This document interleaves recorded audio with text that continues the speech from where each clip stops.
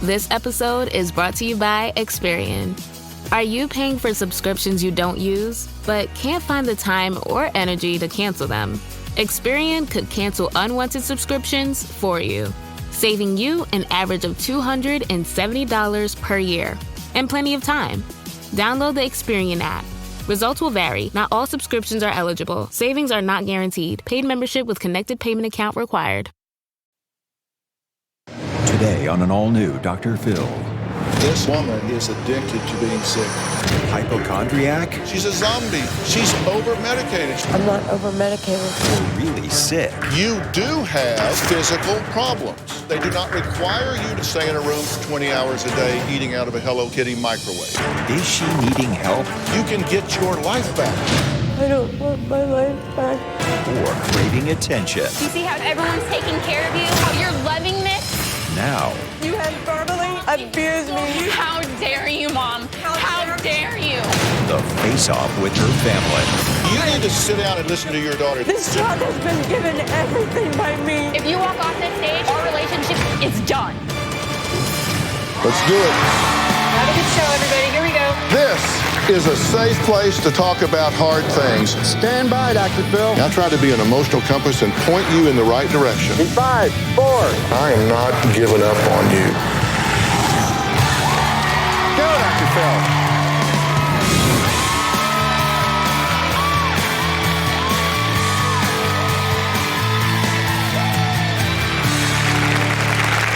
Yesterday, we watched two sisters, Dana and Shamita, at odds over Shamita's constant need for attention. Why? Because she has been diagnosed with over 70-plus illnesses, takes over 20-something medications at the same time, and doesn't leave her bedroom for more than 2 hours a day because she says she is just too sick to deal with anything. Now, she walked on stage slurring her words and accusing her sister of betrayal. It was so dramatic, we just ran out of time, but here's what happened yesterday. When I found out that I was ill, I felt like a failure. I just wish that I would die in my sleep so that I would not be a burden to my family anymore. My sister's illnesses are consuming our lives. It's destroying our family. We don't know what to do anymore. My sister is always pill popping. I'm so nervous. I need to take a Xanax really bad. People think I like this box. It's not a brag box. Is this your medication box? Yes, that's what I live on. I take Xanax, Ambien, Adderall, Sulfameth, warfarin for the blood, Tramadol, Synthroid for my hypothyroidism, Linzess, Promethazine, B12 injections, clobamazethine, sulfacrate, zolpidem, allopurinol, topiramate, Vesicare, Amitiza, Lactulose, Sorexomine. You've got 72 diagnoses in the last 10 years. Do you think that you're medicated to the point that it puts you in kind of a fuzzy zone? No, I'm not on but one antidepressant. Shamita, you're slurring your words. You sound medicated 24/7. Presently, I have 5 active doctors, but in the past 12 months, I've seen approximately 35 doctors. I go 18 days without going to the bathroom. I feel like I'm carrying 2 alien babies in my stomach. All my teeth are rotting. My organs are falling apart. She believes that you have some physical issues, but she says she feels like it's kind of taken you over and become your identity. She said, I almost feel like she wants cancer. I almost feels like she wants to be sick. My husband and I have always been very worried about Shamita's kids because they don't have a mom. I think my sister is severely miserable in her life. I've accepted I'm a disabled person.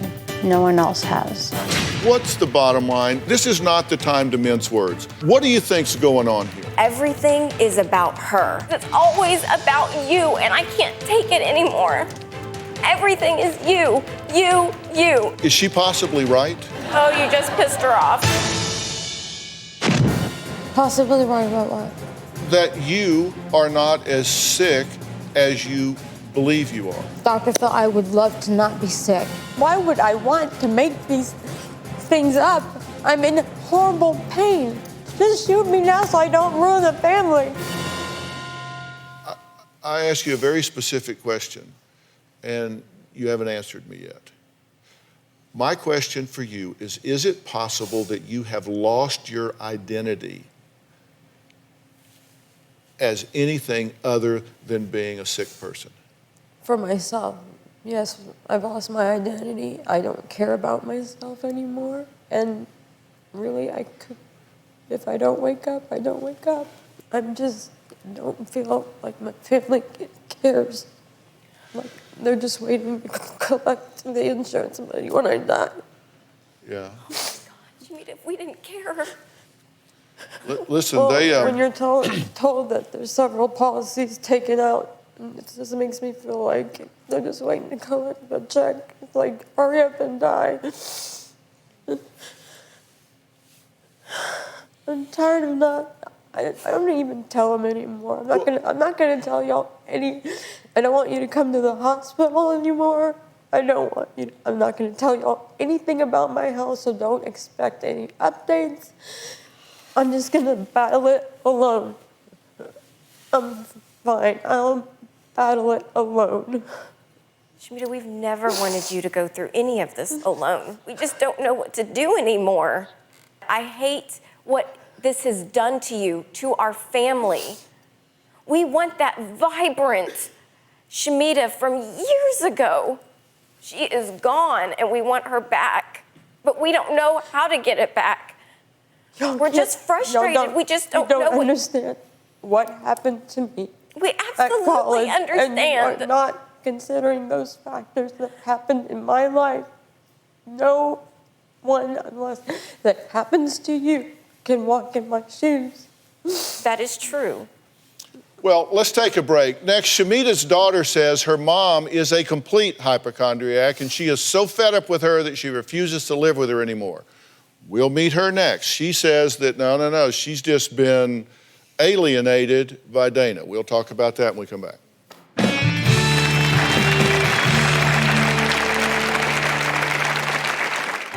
While other moms are soccer moms, my mom is sleeping, sick, complaining. My mom said that she feels that she is dying. Not one doctor has said, Shamita, you're gonna die. And later... Don't you dare say you have been there. I would never do this Mom! to you. No. You need to sit down and listen to your daughter. You can't even talk straight right now.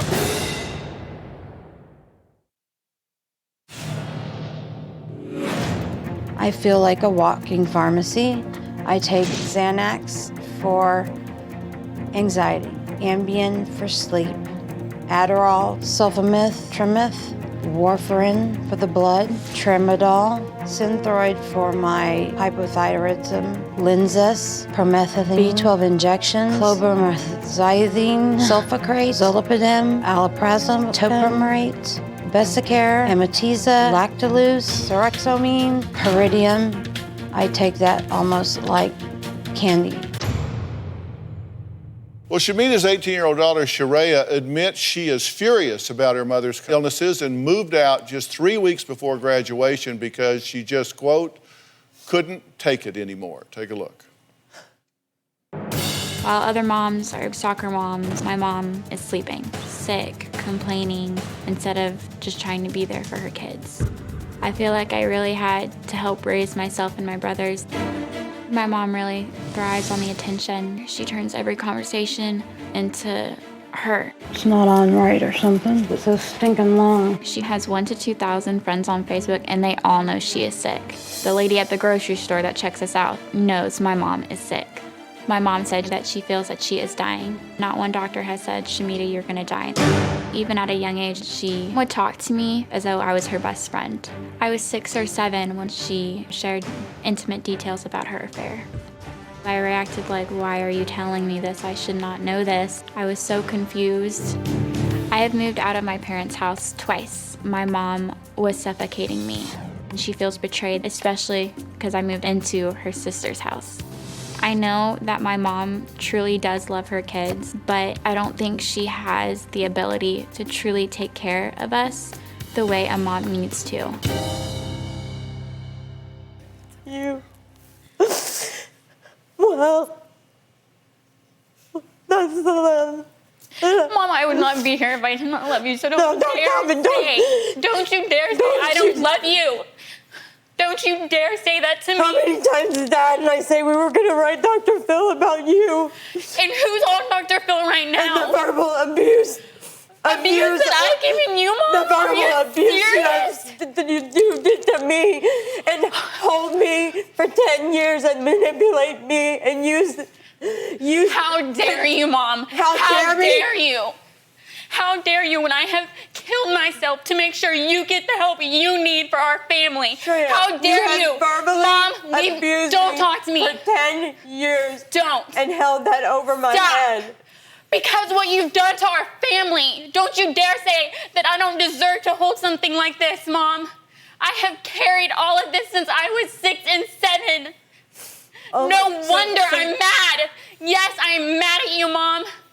So then you lied when you said you went to church camp and that you forgave me. I forgive you, Mom. I do not blame you. But don't dare say I don't love you. Don't you dare. Because I'm here on the Dr. Phil show to make sure you get the help you need so you can live and be healthy. Don't look at other people, Mom. This is about us. Did you hear what you just said? Don't be looking at other people. Look at me. I'm your daughter. I can't. That's not my daughter. This is a mom. That is not the Shreya that I raised. No. You didn't raise me. Mom, you have been gone for a long time. Don't you dare say you have been there. You have been there sometimes when you're lucid. You can't even talk straight right now. You should be looking at your daughter saying, wow, she's that upset. She's that hurt. Let me fix it. But you're not. And for some reason, you're looking at her. My daughter. Shamita, I would never do. If Lily came to me, I would never do this to you. Stop. Get off the stage and we're not talking anymore. You need to sit down and listen to your daughter. This is your chance to get a grip on your life. And if you listen, you need to sit down and listen to your daughter. Everything by me. You need to sit down and listen to your daughter. Do not reject her in this moment where she is telling you what she is feeling. You need to hear her. You don't know. If you walk off this stage, our relationship is done. You've done it to me so many times, Shreya. How many times have you walked out of... Do you remember walking out of my life? Do you remember moving out with some man? Do you remember that? Do you remember having sex with someone else other than your husband and getting pregnant? And leaving your kids? Do you remember that? Don't look for Dad for sympathy. I need my husband here. So let's bring him out next.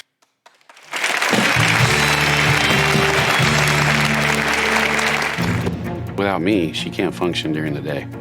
My family's way of life is fractured. I feel robbed of the mother of my children and the wife that I married. And later, you can get your life back. Not if I'm ruining my whole family. This woman is addicted to being sick.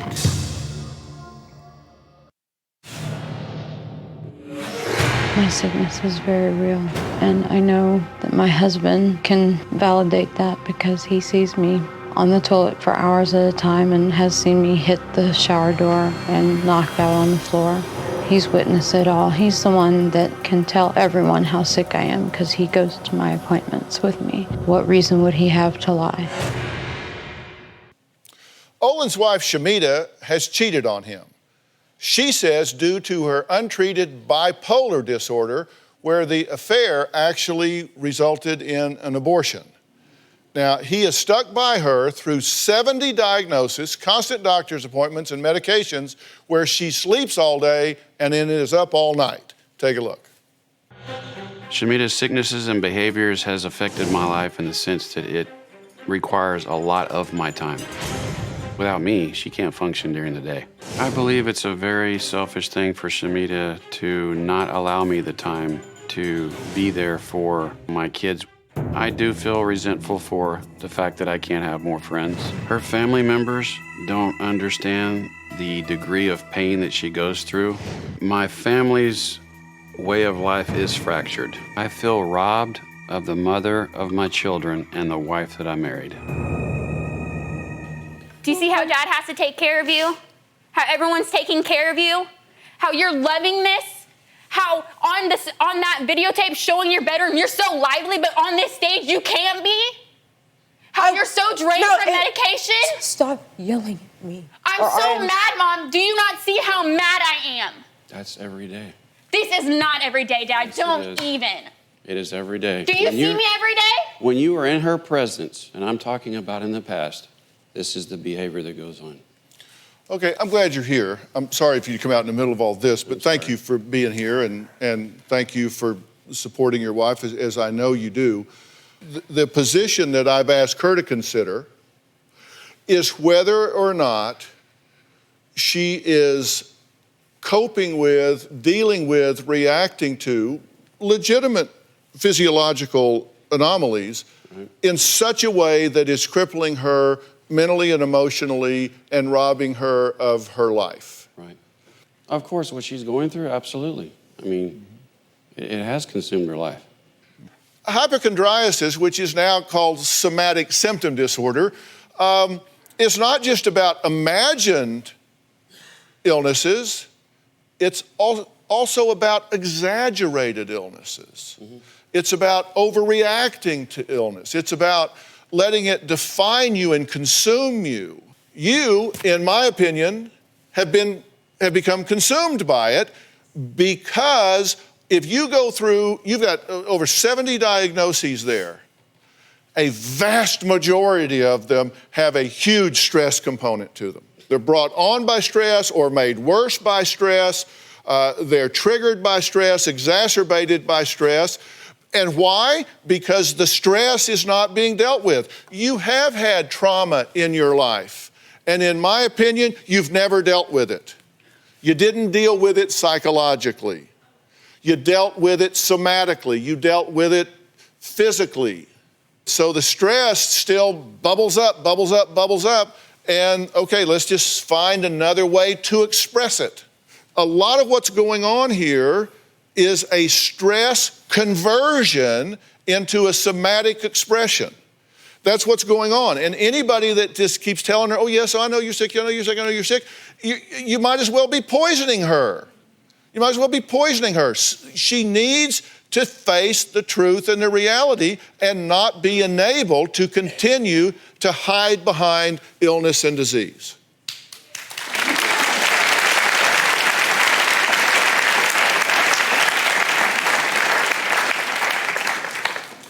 Or not. I could be wrong. I'm not, but I could be. So you would advise me to stop taking my blood thinners and possibly have another pulmonary embolism? Shamita, that's not what he said. No. She asked me the question. I'm not a ventriloquist. After everything I just said, your response spoke volumes. What do you think about her response after everything I just said? She's thinking medically after everything you said. She just set up a paper tiger so she could tear it down. You see my point? Yes. They retreat to that thing that is real. You do have physical problems. They are manageable. They are not life-consuming. They do not require you to be over-medicated to a zombie-like state and stay in a room for 20 hours a day eating out of a Hello Kitty microwave.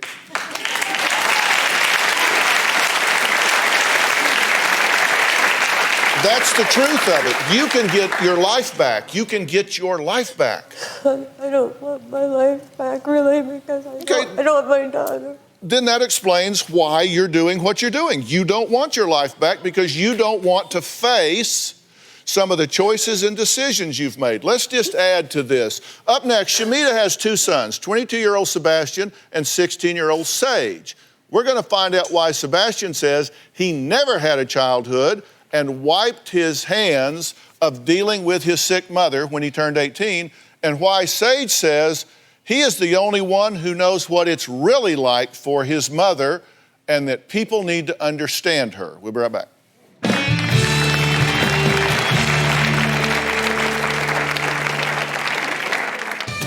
Walking into my house, the blinds are always shut. Everything was dark. It was really depressing. Her life is consumed by doctors, medication, and sleeping. I would kiss her every morning because you never know if your mom's not going to be there. One of the reasons I stopped playing football was to have more time with my mom. You never know when she'll be gone.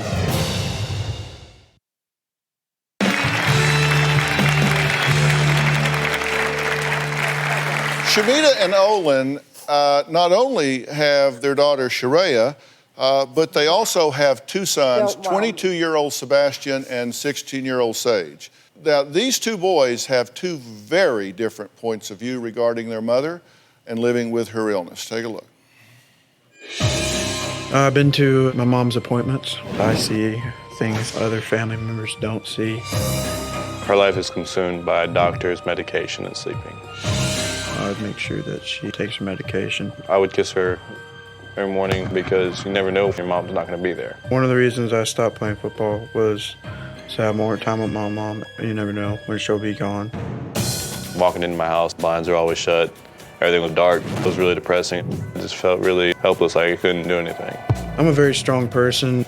It makes me feel good to help my mom out. I didn't want to be in a negative environment. My childhood was negative. I just decided to move out and wanted to make a change for the better. I'm more caring about my family. I never get tired of it. My mom definitely needs more help than what she's getting right now. Well, Sebastian could not be here today, but Sage is here today. Sage, thank you for being here. You've been watching the show up till now, correct? Yes, sir. And I just explained what I think's going on. What do you think's going on? You're with her every day. I think she has a lot of problems, of course, but I just think I might be the youngest, but I've also been through it the longest, you know. She only got it 10 years ago, and I've lived through it the longest, so I know it better than anybody here. I'm the one taking care of her. Sage, you shouldn't be dealing with these things. You're 16, and you said you've been dealing with this for 10 years. These are things you shouldn't be going through I might as a not, child. You should be living life as a child. I probably shouldn't be dealing with them, but I have to. I have to grow up a lot faster than I had to.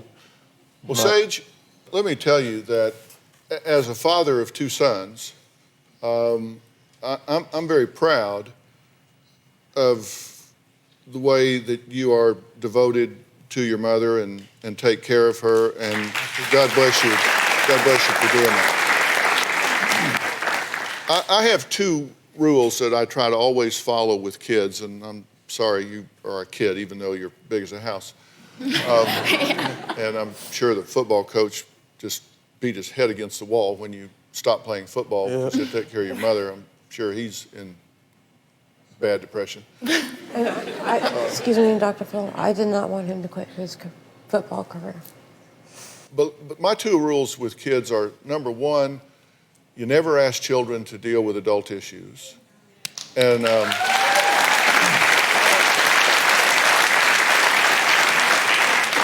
number two, you never hold children responsible for issues and matters over which they have no control. And you've been there for your mother. You had to learn how to give her shots at 13. You're there when she falls out of bed or off the toilet or whatever. You've had to pick her up and help her and do those things. And you're very blessed to have a son that cares for you and wants to do those things. He's going to be a firefighter, that's why. And it is certainly not up to you to make a distinction between what you're doing that helps her and what you're doing that maybe sabotages her or actually enables her in some way. That's not your decision. That's not something for you to decide. and you just have to follow your heart and do what you think is right. What I will tell you from an objective standpoint, in my view, your mother needs less focus and attention on her illness rather than more. I would a hell of a lot rather see you strapping on a helmet than giving your mother a shot, because you need to be you. Did you hear what Shamita said, all of you, a few minutes ago when I said, you can get your life back? And you said, I don't want my life back. Not if I'm ruining my whole family. The way they feel about me, the way they ambushed me and humiliated me on television, the way my daughter just spoke to me. You should be thanking this woman here for caring enough about you to reach out and get you some help. You should be thanking your daughter to care enough to come here to fight for your return to health. You think he hadn't got somewhere else to be? He's on the Dr. Phil show, for God's sakes. He would a whole lot rather be off doing what he does. But he's here. These people care about you. My daughter just sounded like she cared about me, the way she spoke in that tone. Without question. Absolutely without question. What I heard from her was a passionate fight for her mother's life, a passionate wake-up call to her mother. That's what I heard.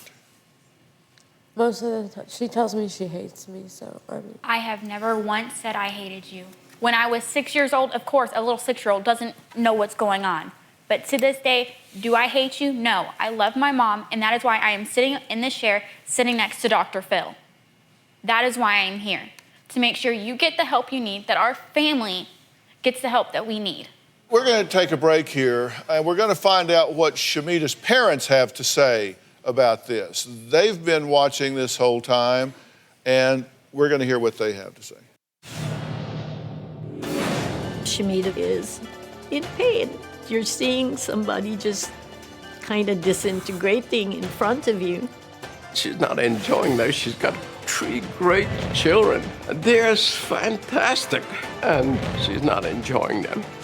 Does she bring these illnesses on herself just to get attention? My greatest fear is that she would take her own life. I do fear that if she doesn't get some help, I will be one of those mothers that will bury their child.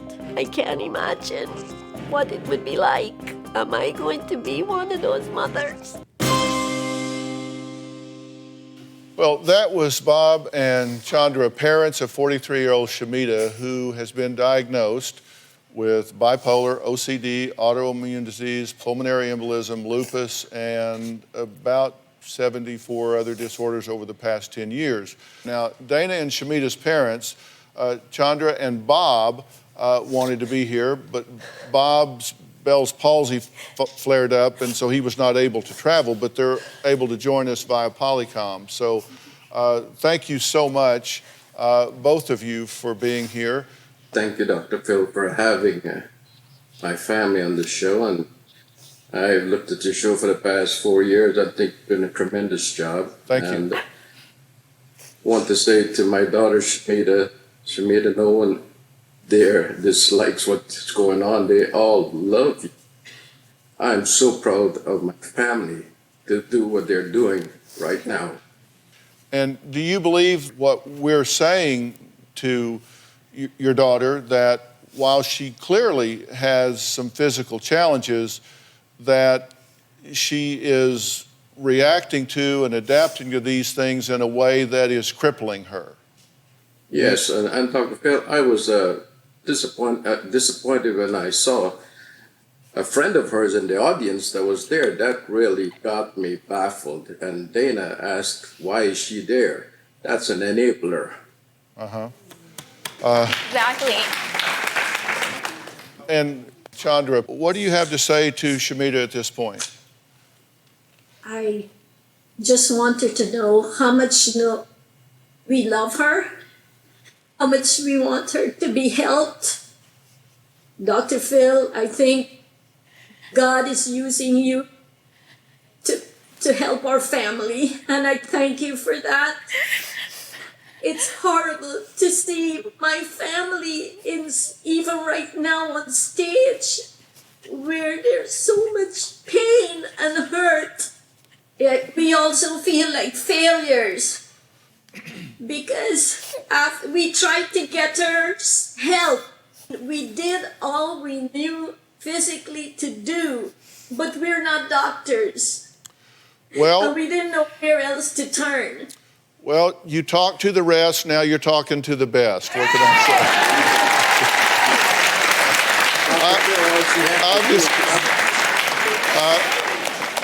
I'm just kidding. I'm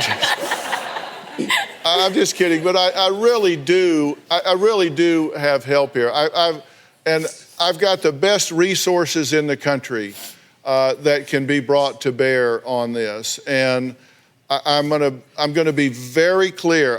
One thing I've always said is, I don't think people should ever come talk to me and leave guessing where I stand or what I think. And I take that very seriously. I think when people write letters, do these long interviews, get on airplanes, fly across the United States, come here and sit down and talk to me, they deserve clarity. And they deserve for me to have done my homework and know what I'm saying. And I'm going to put a button on all of this when we come back.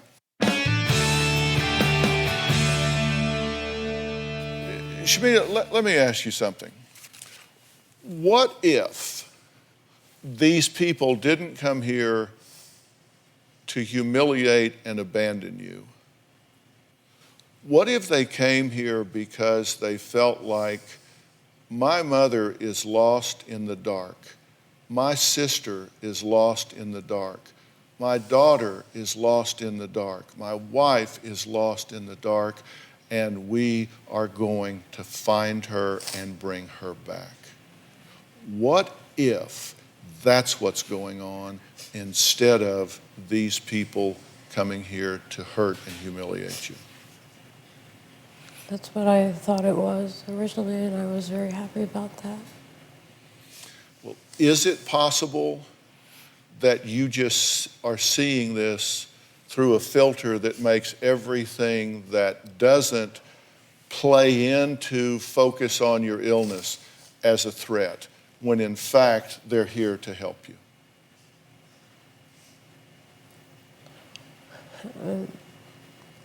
I mean, I just think that I looked ridiculous on the taping, and it just makes me look like a crazy person. I mean, I don't know. And then my daughter being so brash, I mean, it doesn't sound like it's coming from a sincere place.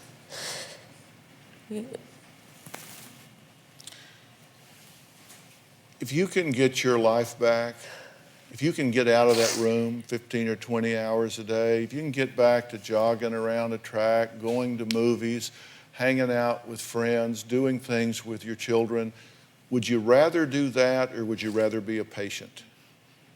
I would love to do that. I mean, that's what I'm really surprised. Sage is the only one that at least said I'd try. I'm really shocked that Sebastian, he told me that he supported me on the tape. Dr. Phil, I think I can help with her on that because she's told me within the last 2 to 3 years, she says, I hate what this has done to us. I hate what this has done to our family. I hate having to go to another doctor's appointment. So I genuinely believe those are true ways that she feels. She just doesn't know how to get there. But you know, Owen, people on heroin tell me they hate being addicted. True. But they will step over their mother's dead body to get to the next fix. Absolutely. They'll tell you they hate it. They hate being a slave to it, but they can't stop. Right. And this woman is addicted to being sick. Yes. This woman is addicted to doctors. She's addicted to the attention that comes from being a patient. I'm telling you, and you can think, you can shake your head and shake me off if you want to, but you have gotten to the point that you've lost control of this, and she doesn't have insight to it. We've got to get that back. We've got to get her back where she sees this objectively. And I'll give you an example. Would you agree that she talks about and focuses on this a lot? Absolutely. If that's what you're living, of course, absolutely. Well, but it's what you're living. It's like a dog chasing its tail. Right. You say, well, of course she focuses on it because it's what she's living. Mm-hmm. And it's what she's living because she's focused on it. Mm-hmm. And she's focused on it because it's what she's living. It's what she's living because she's focused on it. This goes around and around and around, but pretty soon you start to circle the drain and it goes down. You've got to break out of that cycle. Right. Does that mean she's not sick? Of course, but there are people that are way sicker than her that go on with their lives and do what they're doing. And that's what we have to get to here. That has to be the goal. Ready to get real? Go to drphil.com for advice on relationships, parenting, finances, and more. Plus, weigh in on your favorite episodes, share your stories, and find support in the Dr. Phil community. When you sign up for the community, you will automatically be subscribed to the Dr. Phil Show newsletter. Log on to drphil.com today.